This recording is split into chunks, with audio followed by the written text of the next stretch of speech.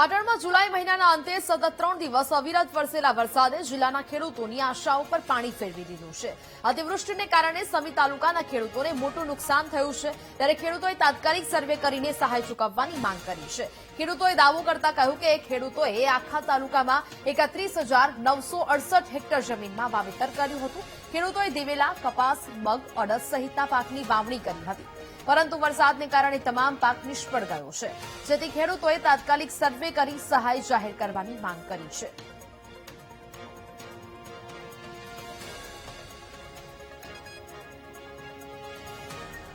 સમી તાલુકાનું સોનાર ગામ વાવેતર કપાસ, તુવેર, બાજરી, મકાઈ બધો પાક નિષ્ફળ ગયો છે। 20-25 હજાર ખર્ચો થયો છે અને સરકાર પાસે વિનંતી કરીએ છીએ કે અમને સહાય કરે એવી માંગ કરીએ। જુલાઈ મહિનાના છેલ્લા વીકમાં સતત 3 દિવસ વરસાદ થવાથી કપાસનું વાવેતર કરેલું હતું, તુવેરનું વાવેતર કરેલું હતું, પછી મઠનું વાવેતર કરેલું હતું।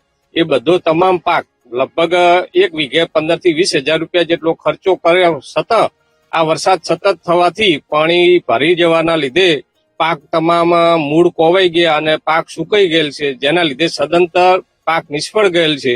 તો અમારી સરકારને એક જ વિનંતી છે કે અમને સહાય આપો, કારણ કે અમે સતત એક તો દેવાના લીધે ડૂબી રહ્યા છીએ અને વધારે તકલીફ થવાથી ખેડૂતોને સ્થિતિ પાયમાલ સર્જી શકે તેવી છે।